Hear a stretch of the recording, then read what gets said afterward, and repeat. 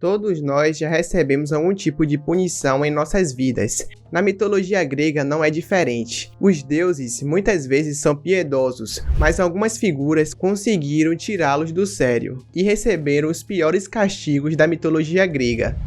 E aí galera, beleza? Meu nome é Vinícius Soares e bem-vindos a mais um vídeo. No vídeo de hoje vou falar sobre os 7 piores castigos da mitologia grega. Se você é novo no canal e curte vídeo de mitologia, curiosidades históricas e outras coisas, se inscreva aqui embaixo para acompanhar os novos vídeos, deixe um gostei que isso ajuda muito no compartilhamento do vídeo, então bora começar.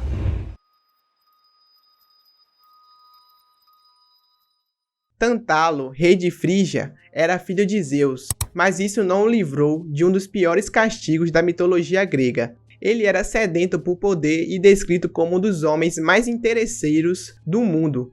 Mesmo assim, por ser filho do Deus Supremo, era bastante querido no recinto dos Olimpianos.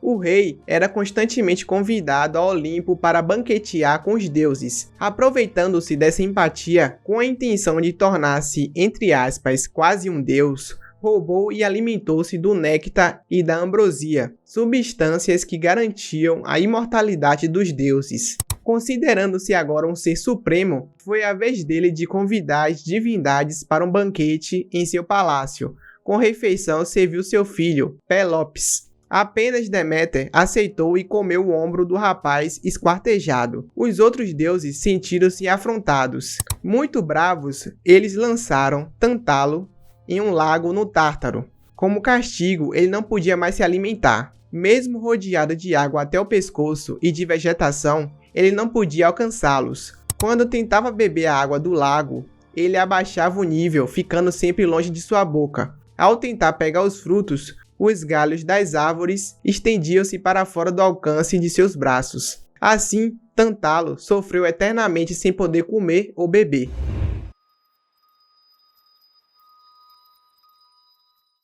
Ixion era mau, e não era pouco mau, era muito mau.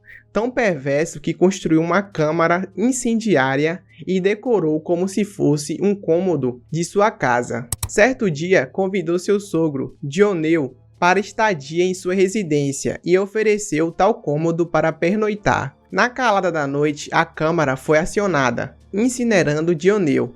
Os gritos eram tão aterrorizantes que Ixion chegou a se arrepender. Zeus apiedou-se com o sofrimento de Ixion, arrependido, e o convidou para um banquete. Sentado ao lado dos deuses, o rapaz encantou-se com a beleza de Hera e com seu pé passou a acariciar as pernas da deusa por baixo da mesa. Obviamente que a esposa fiel contou ao marido. Ixion não teve segunda chance. Zeus o fulminou com um raio e o precipitou no Tártaro. Como castigo, ele foi amarrado a uma roda em chamas. No lugar das cordas, os deuses utilizaram serpentes. Ixion foi condenado a girar eternamente no calor do inferno.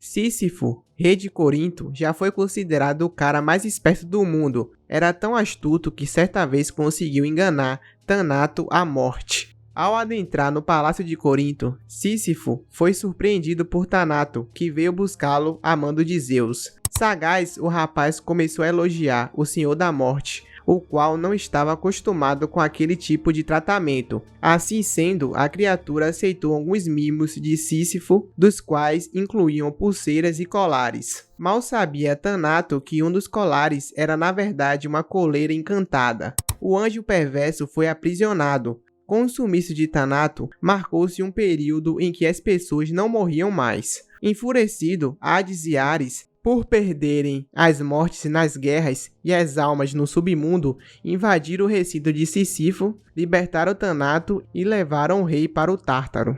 Como castigo, o infortunado foi obrigado a empurrar uma pedra até o topo de uma das montanhas do submundo, sendo que toda vez que estava chegando ao extremo do monte, a rocha rolava novamente ao ponto de partida, tornando assim uma punição eterna.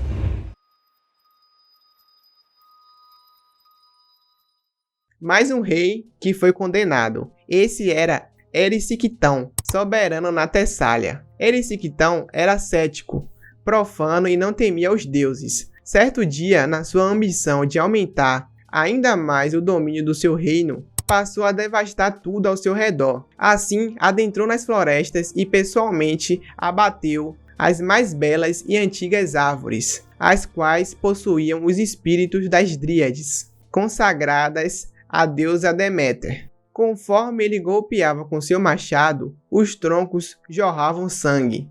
Deméter, em cólera, ordenou que Éton, a fome, invadisse o corpo de Erisictão e condenasse em vida. Desta maneira, o monarca não se saciava mais, mesmo com toda a fartura de alimento que pudesse comer.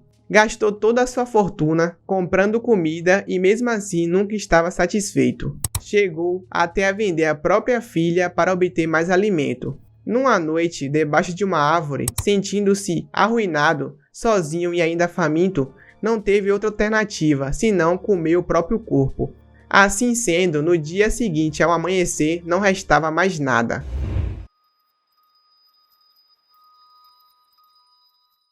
Quelône era uma ninfa das montanhas. Se tinha alguém nesse mundo que era preguiçosa, essa era Quelône. Conta a lenda que os recém-apaixonados Zeus e Hera decidiram se casar. O Deus Supremo encarregou Hermes, o mensageiro dos deuses, de convidar todos os seres da terra para a festividade. Todos compareceram, a não ser uma, Quelône. Zeus sentiu falta da ninfa e ordenou que Hermes fosse convocá-la novamente. Chegando à casa de Quelône, Hermes a encontrou na maior apatia, mas conseguiu convencê-la de ir. A passos lentos, Quelône dirigiu-se ao Olimpo, mas a vagareza era tanta que antes de chegar no meio do caminho, a cerimônia já havia terminado. Furioso com a indolência de Quelône, Hermes castigou-a, abre aspas, você é lerda, preguiçosa e prefere ficar em casa, né? Então de agora em diante, carregue seu lar sempre consigo, fecha aspas.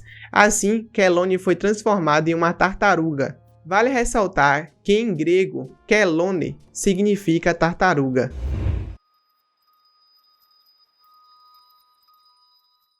Essa é clássica e não poderia faltar. Prometeu foi um titã que, junto de seu irmão, Epimeteu, foram incumbidos de criar todos os animais da terra, inclusive o homem, deixando-o por último. Sem economizar, os titãs deram aos animais diversos atributos, tais como agilidade, força, capacidade de voar, nadar e etc. Quando chegou a vez do homem, já não restava quase qualidade alguma, e os moldaram somente com barro. Foi então que Prometeu teve uma ideia: roubar o fogo do céu e entregá-lo aos homens, para assim torná-los seres inteligentes e superiores aos outros animais. Logicamente que essa ideia causou um ódio em Zeus. Assim, Prometeu foi condenado a ficar 30.000 anos acorrentado no topo do monte Cáucaso com o fígado exposto, do qual águias alimentavam-se todos os dias. Lembrando que o fígado é o órgão que se regenera. Então, no dia seguinte, ele estava lá novamente inteiro, pronto para saciar as aves.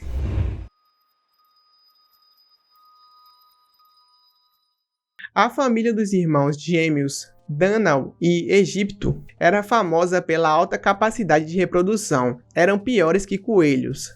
Dânao teve 50 filhas mulheres, conhecidas como Danaides. Já Egipto concebeu 50 homens. Para ficar tudo entre família, Egipto sugeriu que os seus filhos se unissem às filhas do irmão, mas Dânao não aceitou e fugiu levando as donzelas. Por muitos anos, elas foram caçadas pelos pretendentes, mas acabaram sendo encontradas em Argos. Elas, logicamente por ordem do pai, negaram o relacionamento. Os 50 aspirantes impuseram a morte das Danaides, caso não aceitasse a união. Foi então que Dânao aceitou ceder as filhas, mas armou um plano contra os rapazes. Aconselhou que as filhas matassem os maridos na noite de núpcias, e assim elas fizeram de forma cruel. Cada uma decapitou seu respectivo cônjuge e lançaram suas cabeças no pântano de Lerna, aquele mesmo, o da Hidra. Apenas uma não obedeceu à ordem de seu pai, Hipermenestra, que apaixonou-se por Linceu. Como castigo por tamanha brutalidade, as Danaides foram condenadas a encher com água um tonel no Hades até transbordar. Só isso livraria as donzelas do castigo, que aparentemente era fácil. Mas isso nunca aconteceu, pois o tonel não tinha fundo. Então galera, o que vocês acharam sobre esses castigos? Deixa aqui embaixo nos comentários. Então esse foi o vídeo, espero que tenham gostado. Cliquem no gostei, se inscrevam no canal, compartilhem o vídeo. Um abraço, fui!